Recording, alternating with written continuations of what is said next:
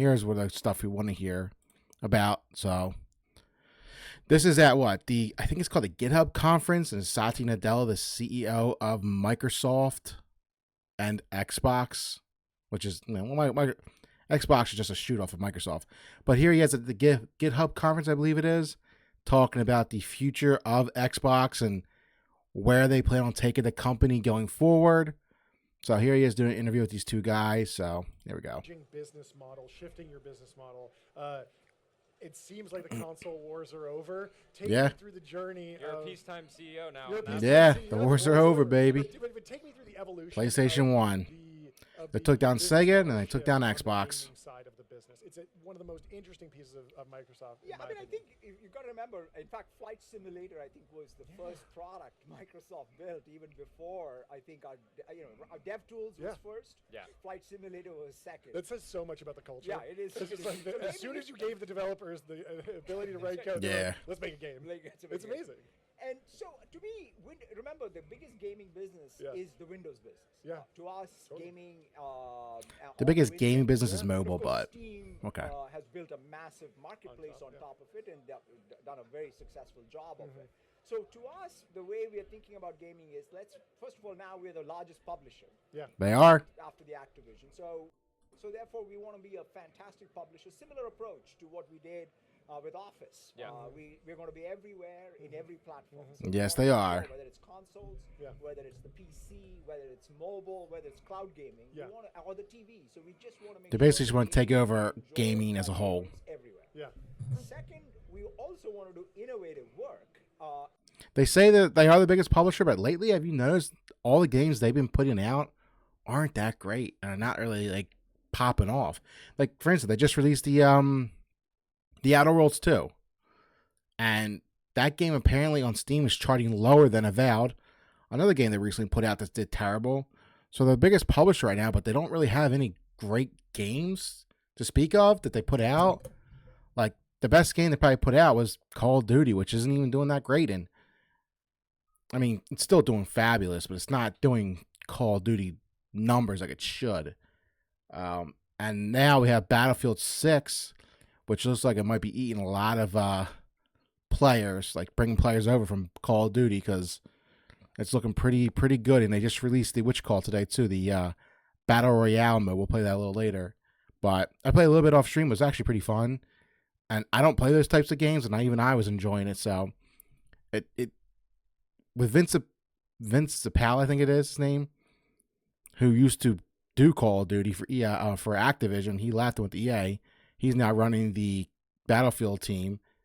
With him in charge and like this game coming out, it's going to eat a lot of like playership from Call of Duty. So, like I said, even the games they've been putting out aren't that great. Nothing spectacular. In the system side, on the console and on the PC. Yeah. And it's kind of funny that, people think about the console, PC as two different things. We built the console because we wanted to build a better PC. Yeah. They kind of are two different things, two different ecosystems. Yeah. And so I kind of want to revisit some of that conventional wisdom. But at the end of the day, console has an experience that is unparalleled. Yes. It delivers performance that's unparalleled. Yes. It pushes, I think, the system forward. So I'm very looking forward to the next console, the next PC gaming. But most importantly, the game business model has to be where we have to invent maybe some new interactive media as well. Because after all, the gaming's competition is not other gaming. Gaming's competition is short-form video. Yeah. He's right there. There's a lot of people, like especially younger kids today, even people like my age. I'm 35. Today I'll give you a perfect example. I have a PS5 Pro right here. I was gonna play when I got home from work. I was gonna play Ghost of Yotei. I sat in my chair and started scrolling through Twitter/X and looked at some reels. And next thing you know, it's too late. Now I'm on here live streaming. So they have a lot of competition from short form video like that, especially kids, man. They just all they watch is like, I have two little nephews and they just scroll through fucking TikTok all day long. Just complete absolute brain rot. So he's right there. Their main competition is, Instagram Reels, Twitter videos, TikTok, YouTube Shorts. It's getting more kids doing that now than like actually playing games, which is crazy. And it just completely destroyed attention spans. So you can't have people play long periods of gaming because they just can't focus. And so if we as an industry don't continue to innovate, both how we produce, what we produce, how we think about distribution, the economic model, right? Best way to innovate is to have good margins, because that's the way you can fund. So interesting saying gaming's competition is short form video. He's right. Feels like the entire world's competition is short form video. Yeah. We've heard this thing a while ago. It just comes up again and again with public SaaS companies that are maybe a little bit more of a point solution, and they have to go through a business model transition, and that can be harder than a tech transition. And we hear about every if you want to change your company business model, / platform in the world is now competing with TikTok. But it feels like, is there some sort of advantage of being a hyperscaler, a $4 trillion company, that you can go and retool a piece of the business over here, change the business model, and have almost the privilege of not having shareholders come to you and beat you down about a slight shift in a business model in a subdivision? That you don't get that. Yeah, I can't deny that diversity of business models, diversity of the portfolio that Microsoft has been helpful. I mean, it's kind of, but that said, I don't think you can take that and say somehow you can make it if you don't reinvent yourself. So I think what happens in tech, unfortunately, is that when these shifts happen, whether you like it or not, you have to first be relevant after having, it doesn't matter what the business model is. The business model may be like, hey, I had 90% margins. You are going to at best have 10%, but you have to jump all in because even that 90 is going to zero. And so given the binary nature, you got to make it to the other side. But then the category economics matters, right? Because if you can't sustain long-term innovation, if there is no category economics. I mean, hyperscale is a great one. In fact, the best day in hyperscale business was the day Amazon announced their operating margins. AWS IPO. Yeah, because that's when everybody knew hyperscale business is an unbelievable business. It's a commodity, but at scale, nothing is a commodity. And so, to me, that is kind of going to be the key here. Even SaaS applications. And quickly unpack why that was so good for you again, just because the market recognized that you were in the same business and it was fantastic. That is one. And more importantly, it was much more expansive, right? I mean, think about our server business, right? It's super profitable. Except it was 1/10 the size when I look at it compared to Azure.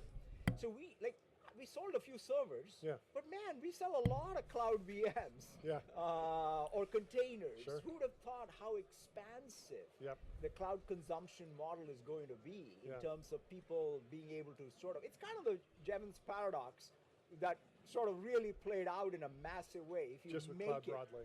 And so I think on the business model well-timed side, Jevons paradox post, by the way, back during the DeepSeek moment. Oh yeah, That was an important spot post. on with that analysis. I wish we could keep going. Okay. I think we have to wrap up. We But would love for you to sign this gong. And of course, give it a quick hit for 27%. Damn. wow, That's a good one. God damn, Satya. Sign it as big as possible. Oh, there we go. There That we is a go. fantastic signature. Game Thank you hit. so much. Thank you for so coming much, on. guys. Thank you. Man, that's a for big having us. signature. This is a really Here great we time. go. I've always, whenever these big tech news things happen, I always wish I could talk to the person who's making the news and See if they talk you more about what a wonderful conversation. Xbox. What a moment. And What a CEO. Yeah, what a moment in the tech world. Well, thank you. If you're new here and you tuned in just So, where does Xbox stand now? So, they've all but confirmed. I don't even know why we're talking about this. It's confirmed. They're a third-party publisher.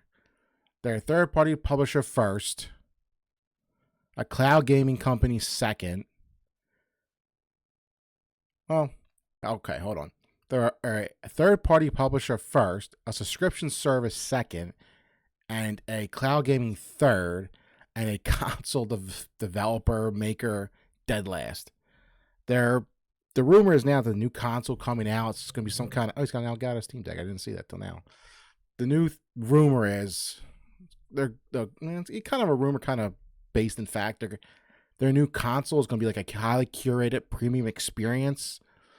We're seeing rumors now that it could be between $1,000 and $1,200, which, if that's true, don't even put it out. No one's going to buy it. You have a Xbox Series X and the Xbox Series S, which combined, so one was 500, one was 300 at launch. Now I think the Xbox Series X is 650, and the little Series S is like 430, I believe. And they haven't even sold 30 million of those consoles yet, and they probably never will. Because right now with the prices, no one's, and you see retailers like, I think it was Costco. They didn't. Everyone's saying they pulled their inventory. They didn't. The thing is, they probably sold out with what little stock they had. Probably sold out, and Microsoft isn't in a rush to make these consoles and put it back on shelves because they know they're not selling. Excuse me. And that's not their business anymore. They're not a console maker. They're not going to be making consoles. They're making their third-party publisher. That's what they are. That's every big giant Xbox fan out there, or the Xbox they call them, who keep defending them, saying they're a console this maker, this and that. They got a new console coming out. It's going to be a PC. It's just going to be a PC with the Xbox logo slapped onto it. You could probably, upgrade it, with the probably change out the components and maybe. It's just going to be a souped up PC. So they lost the console wars, man. They fucked up during the Xbox One launch, and they haven't recovered since. And I personally think they could have recovered because they hired a bunch of devs. So if you bought a bunch of devs, just make fucking great, awesome games, and the customer and the fan base would come back. There's so many people out there who have no brand loyalty to a console. That if you just made awesome fucking games and put them out, they would have came back and bought Xboxes, but they just didn't do that. They went out and decided to buy a bunch of developers, and then they bought ABK. Buying ABK is what killed them. That put the spotlight on them so bad because Xbox used to be this little rinky-dink company off like to the side of Microsoft. They really didn't concern themselves with them. They let them do whatever they want because they were making money and they weren't really losing money either. They were doing great. And then they bought ABK for, I think, $69 billion, which is the most amount of money Microsoft has ever spent on an acquisition. So that put the spotlight on them. So now you've got all these eyes on you trying to figure out how you can make that money back plus profit. So now all eyes, the entire Microsoft company is on Xbox to fucking deliver. So that's why they're in the situation they're in now. And the best way to make that money back is to put your games and service everywhere. I wouldn't be surprised I don't think Sony would ever allow it because I know for a fact they're having talks out trying to get Game Pass on PlayStation. I don't know, we'll see. And I know they want to put games on Nintendo too. Nintendo is so like old school and secretive with their stuff. Like I can't see Nintendo giving out. They don't have to. I don't see them ever giving out dev kits to Microsoft. They're one of their competitors. They could tell them they're out of the console business and they're never going to get back in. Nintendo will still be very weary and suspicious of them. So I don't see Xbox getting switched to dev kits in a very long time, if ever. But so that's where we stand, man. So the future of Xbox is looking like they're going to become a big, giant third-party publisher. And you notice that interview, he didn't talk about Game Pass at all. Weird. But I think they should just say it now. I think they should just fucking completely change what Game Pass is. Take all your day one releases out of it. Make it something smaller, like little indie games and whatnot put in there. And lower the price back to like $20, maybe 15, and say, not day one, but a few months later, games the new releases will come into it because they're just leaving so much fucking money on the table by not just, releasing their games, digitally and physically where you can buy them. The rumor was they lost, I think, like $300 million worth of sales by putting Call of Duty in the Game Pass this year. So, I mean, but they'll be all right because here's the thing: if they start like going down again, they're just gonna cut more employees and replace them with AI and save a ton of fucking money. That's their game plan. If because they want a 30% profit margin, and I think they'll get there, but they're gonna cut a lot of fucking roles at Xbox and just replace them all with AI to get there. That's what I'm thinking is gonna happen. Because I don't even think Nintendo has 30% profit margin on their games. I don't know. So where we stand now, Xbox, they're gonna make a new console, but it probably won't sell, and they won't really like. I don't think they're gonna put it out, and then after a couple years, they're just gonna discontinue it. Probably this will be their last console. They're going all in on third-party publishing, which is smart for them. They're gonna be a powerhouse third-party publisher. Still seems like Game Pass is the goal. That's their vision. I know they want 100 million subscribers by 2030 something. I don't think they're going to get there. And they're also going to offer cloud gaming, which is like just streaming, but nobody wants to stream games. You want to download and play your games. So I don't know. We'll see what the future holds for Xbox, but as a third-party publisher, they'll be all right. As a console, it's dead. So I will leave that there.